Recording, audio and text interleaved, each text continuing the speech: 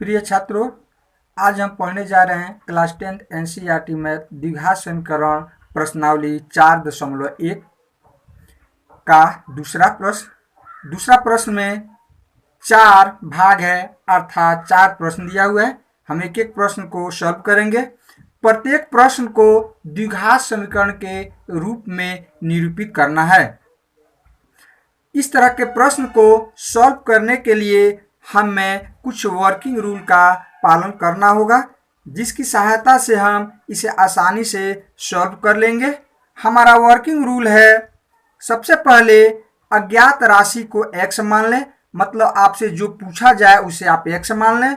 प्रश्न में दी गई शर्त के अनुसार x में एक समीकरण बना लें, मतलब कंडीशन के हिसाब से, शर्त के हिसाब से x में आप एक इक्वेशन समीकरण बनाएं।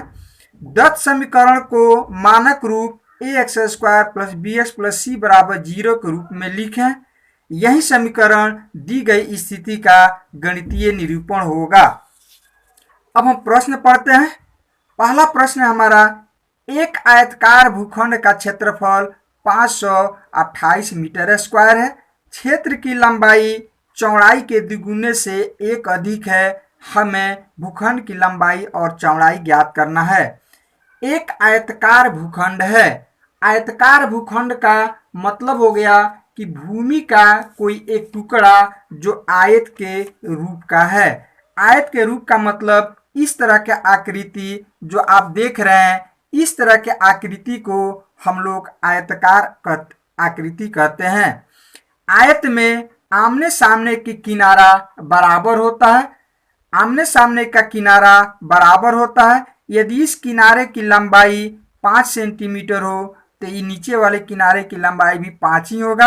यदि ये किनारे की लंबाई 2 हो तो इसके सामने वाला जो किनारा है उसकी भी लंबाई 2 ही मीटर होगा। तो इस तरह की आकृति को हम लोग आयताकार आकृति बोलते हैं। अब ये आकृति जितना जगह घेरेगा वही इसका क्षेत्रफल होगा। तो ये कितना जगह घेरेगा, अर्थात इस आयताकार आकृति का क्षेत्रफल कितना होगा, तो इसकी लंबाई और चौड़ाई को गुना कर देते हैं तो इसके द्वारा घिरा हुआ क्षेत्र अर्थात इसका क्षेत्रफल निकल जाता है। तो किसी भी आयताकार आकृति का क्षेत्रफल निकालना हो तो एक किनारा को आप लंबाई माने और दूसरे किनारा को आप चौड़ाई माने, या प्रश्न में दिया रहेगा उसके हिसाब से हम लंबाई और चौड़ाई को गुना करके इसका क्षेत्रफल हम निकाल लेंगे। तो जिस किनारे की लंबाई ज्यादा हो उसको हम लोग लंबाई बोलते हैं, और जिसकी लंबाई कम हो उसको हम लोग चौड़ाई बोलते हैं। तो ये हमारा लंबाई होगा और ये हमारा चौड़ाई होगा। तो अब प्रश्न को हम लेकर आगे बढ़ते हैं। एक आयताकार भूखंड का क्षेत्रफल 528 मीटर स्क्वायर है। इसको हम इस तरह के प्रश्न में यदि आप डायग्राम देते हैं तो आप इसे आसानी से सॉल्व कर लेंगे। एक हम डायग्राम देते हैं। एक आयताकार भूखंड, ये हमारा आयताकार भूखंड हो गया।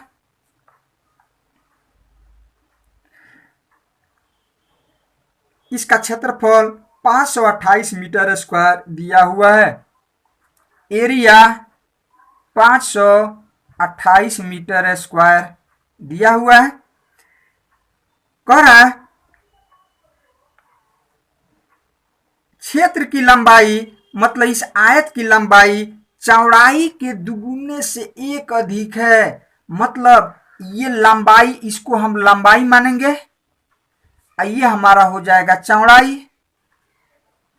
प्रश्न कह रहा है कि लंबाई जो है चौड़ाई के दुगुने से 1 ज्यादा है। चौड़ाई के दुगुने से 1 ज्यादा है, अर्थात यदि इस आयत की चौड़ाई 2 मीटर हम मान लेते हैं, 2 मीटर मान लेते हैं, तो प्रश्न के हिसाब से ये लंबाई जो होगा, अर्थात ये वाला किनारा जो होगा, चौड़ाई के दुगुना, मतलब जितना आप चौड़ाई माने हैं उसमें 2 से गुना करो तो 2 गुने 2 से 1 अधिक +1। तो इस तरह से 2 दूनी 4 और 1 5 होगा। मतलब कि चौड़ाई आप जो भी मानेंगे उसका दुगुना करके एक जोड़ देंगे तो वह जो होगा इसकी लंबाई के बराबर होगा। अर्थात यदि चौड़ाई हमें पता चल जाए तो उसमें 2 से गुना करके एक जोड़ देंगे तो लंबाई हम प्राप्त कर सकते हैं। तो यदि चौड़ाई हम x मान लेते हैं तो इसके हिसाब से हमारा लंबाई होगा चौड़ाई का दुगुना अर्थात 2x प्लस 1। 2x plus 1। अब हमको समझ में आ गया कि हम चौड़ाई मानकर चलें कि लंबाई मानकर चलें। तो चौड़ाई यदि हम मान लेते हैं तो प्रश्न के हिसाब से हमारा लंबाई निकल जाएगा, अर्थात हमें चौड़ाई मानने की आवश्यकता है। तो यहां पर हम माना आयताकार भूखंड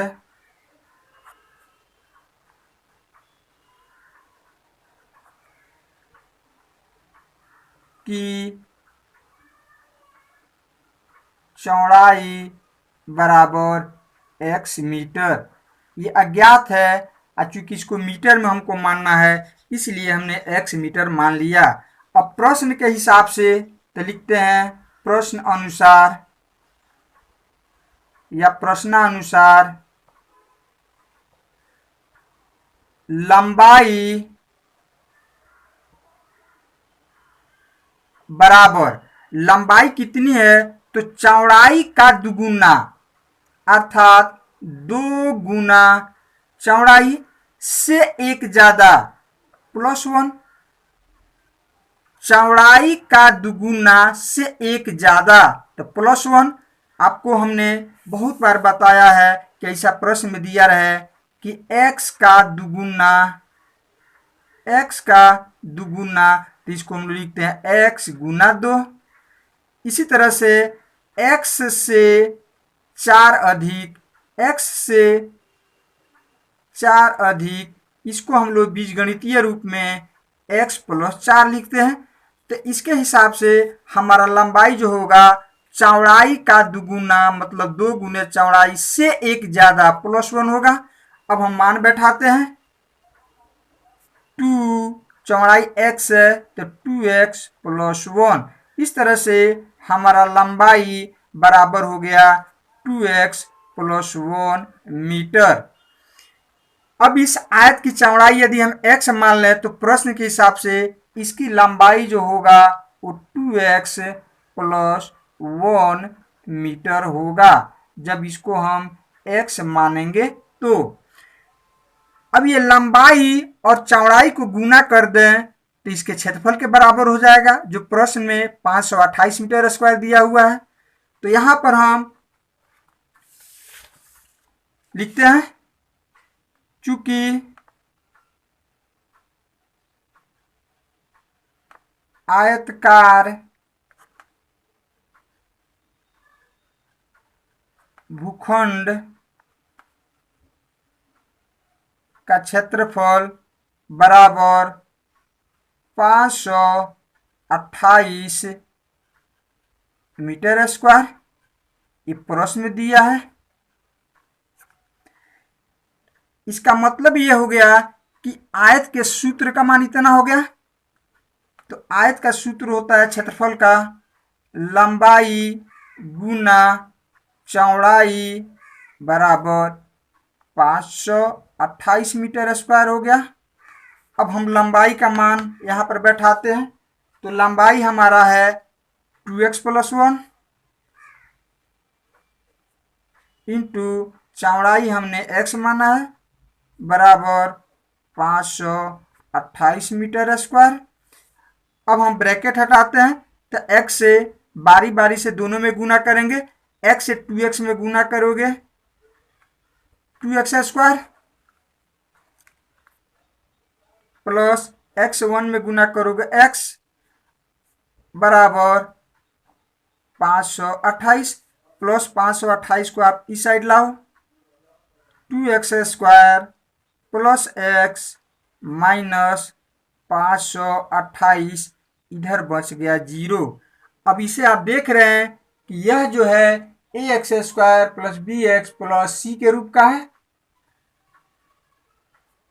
कॉमा देकर लिख देते हैं, जो a x square plus b x plus c बराबर 0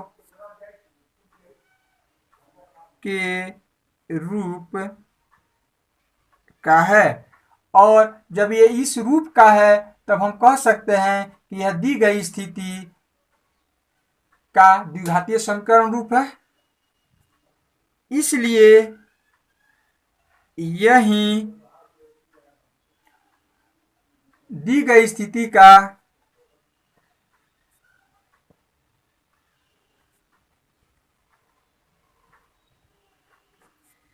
स्थिति का द्विघात समीकरण रूप है। द्विघात समीकरण रूप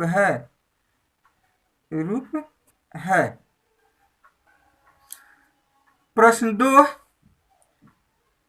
दो क्रमागत धनात्मक पूर्णांकों का गुणनफल 306 है। हमें पूर्णांकों को ज्ञात करनी है, अर्थात इसे हमें द्विघात समीकरण के रूप में व्यक्त करना है। प्रश्न हमारा, दो क्रमागत धनात्मक पूर्णांक। धनात्मक पूर्णांक का मतलब होता है गिनती की संख्या। धनात्मक पूर्णांक का मतलब गिनती की संख्या 1, 2, 3, 4 ये सभी धनात्मक पूर्णांक कहलाता है। दो क्रमागत, क्रमागत का मतलब लगातार गैपिंग नहीं होना चाहिए। जैसे मान लो 2, 3, 4, 5, 6 ये सब धनात्मक पूर्णांक हो गया। अब हम कहें कि दो क्रमागत इसमें से आप कोई संख्या का चुनाव करो। पहली संख्या यदि हम 2 लेंगे तो दूसरी संख्या 3 होगी। क्रमागत का मतलब होता है लगातार गैप नहीं होना चाहिए। यदि पहली संख्या को हम 4 लेंगे तो दूसरी क्रमागत संख्या जो होगी हमारा 5 होगी, अर्थात ये 4 और 5 होगा। तो हम देख रहे हैं कि एक संख्या यदि हमको मिल जाए तो उसमें 1 जोड़ देंगे तो हमें अगली क्रमागत संख्या मिल जाएगी। तो प्रश्न कर रहा है वो दो क्रमागत संख्या कौन सी है जिसको गुना करेंगे तो 306 आएगा। या तो आप बार बार संख्या लेकर के दो ठो क्रमागत गुना करो, लेकिन वह प्रोसेस जो होगा लंबा होगा। तो कभी भी इस तरह का प्रश्न रहे तो आप पहली संख्या को x मानो।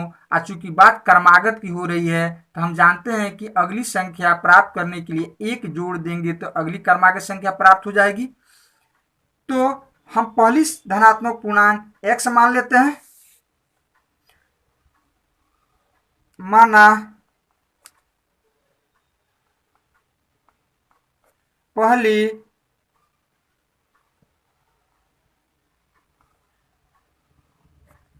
धनात्मक पूर्णांक संख्या बराबर x, अतः दूसरी क्रमागत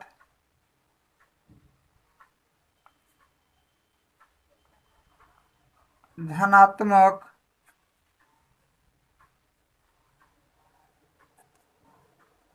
पूर्णांक संख्या बराबर x प्लस 1, क्योंकि किसी संख्या में 1 जोड़ देते हैं तो अगली क्रमागत संख्या हमको मिल जाता है। अब हमें दो धनात्मक पूर्णांक मिल गया। प्रश्न कर रहा है कि इन दोनों का गुणनफल 306 है। प्रश्न से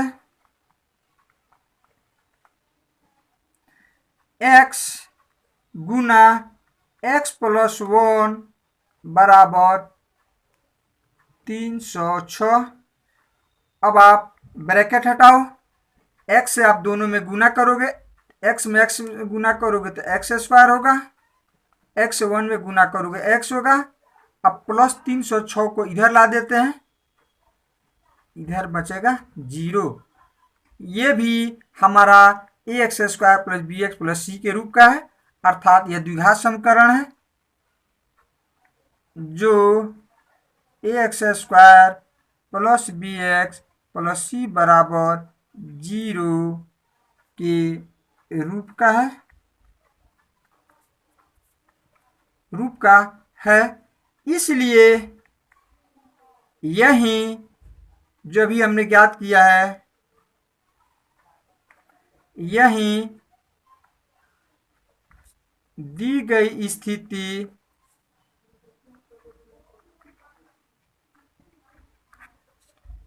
का द्विघात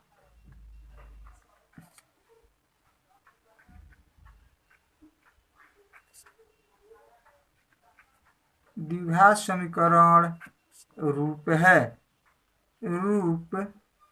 है।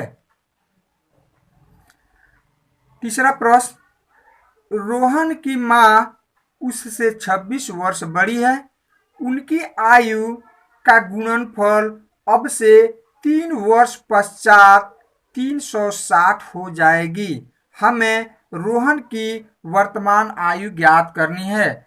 इस प्रश्न में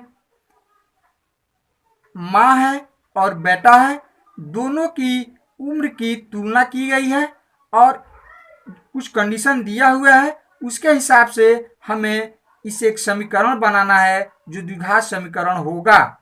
प्रश्न पढ़ते हैं, रोहन की माँ उससे 26 वर्ष बड़ी है। उससे का मतलब कि रोहन से 26 वर्ष बड़ी है, तो रोहन की माँ रोहन से 26 वर्ष बड़ी है, अर्थात माँ का उम्र जो है रोहन का जितना उम्र होगा उसमें 26 जोड़ देंगे तो माँ का उम्र निकल जाएगा। तो यहाँ पर यदि हमें रोहन की आयु ज्ञात हो जाए तो हमें माँ की उम्र भी ज्ञात हो जाएगा, क्योंकि माँ की उम्र जो है रोहन की उम्र से 26 वर्ष ज्यादा है। तो रोहन की उम्र यदि हम x मान लेते हैं तो माँ की उम्र जो होगा x + 26 होगा। तो यहाँ पर हम माना रोहन की वर्तमान जरूर लिखेंगे क्योंकि अभी वर्तमान की बात हो रही है। फिलहाल वर्तमान आयु बराबर x वर्ष। प्रश्न से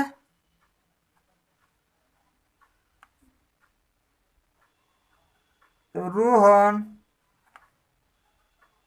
की माँ की वर्तमान आयु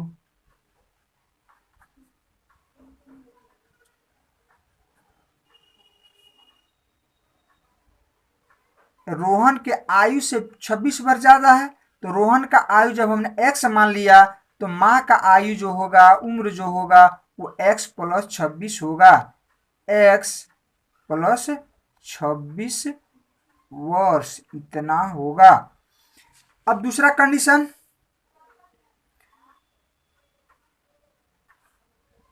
उनकी आयु का गुणनफल अब से 3 वर्ष पश्चात का मतलब बाद, तो हम 3 वर्ष के बाद का उम्र पहले निकालते हैं। चूंकि 3 वर्ष बाद, तो 3 वर्ष के बाद दोनों का उम्र 3 वर्ष ज्यादा होगा। 3 वर्ष बाद रोहन का आयु बराबर वर्तमान उम्र उसका x है, तो 3 वर्ष के बाद x + 3 होगा,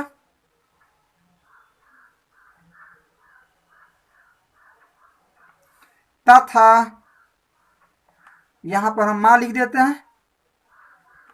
माँ का आयु यहां पर आप वर्तमान नहीं लिखेंगे क्योंकि 3 वर्ष बाद की बात हो रही है, तो माँ का उम्र भी तो 3 वर्ष ज्यादा होगा, तो फिलहाल x + 26 है और 3 वर्ष के बाद तो +3 इसमें जुट जाएगा, तो ये हो जाएगा x + 29 वर्ष। 29 वर्ष। पुनः प्रश्न से अब 3 वर्ष बाद दोनों की उम्र में क्या संबंध है, तो दोनों के उम्र का गुणनफल जो है 360 हो जाता है। मतलब कि x प्लस 3 और x प्लस 29 को गुना कर देंगे तो 360 के बराबर हो जाएगा।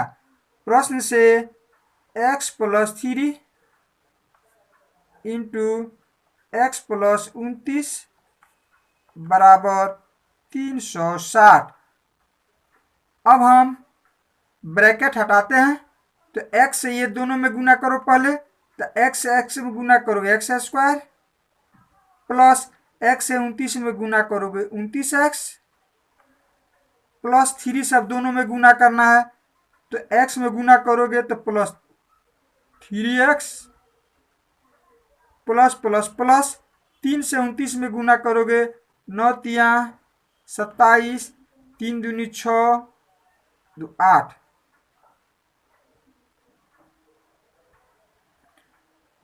अब प्लस बराबर 360 को इधर ला देते हैं, माइनस 360 बराबर 0, क्योंकि द्विघात समीकरण में बराबर के दूसरे साइड में 0 होना चाहिए, अर्थात बराबर के दूसरे साइड में जितने भी पद हो उसको सब आप बाएं साइड में ला देंगे। अब हम देखते हैं एक जाति का कहाँ कहाँ है, यहाँ है और यहाँ है। एक्स स्क्वायर, अभी दोनों का चिन्ह प्लस है जुटेगा, तो 29 और 3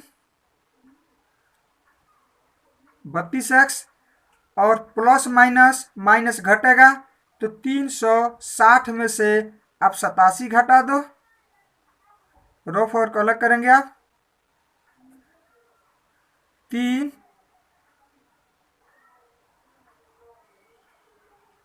273, चिन्ह बड़ी संख्या का 273 बराबर 0।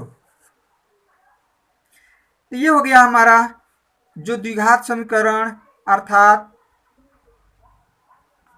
ax square plus bx plus c बराबर 0 के रूप का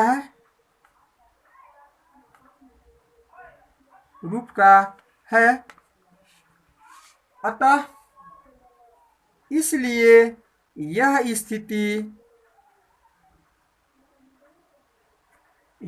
स्थिति जो है हमारा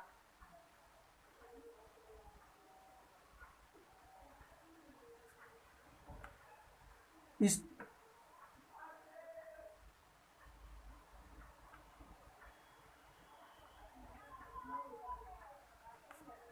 द्विघात समीकरण के रूप का है।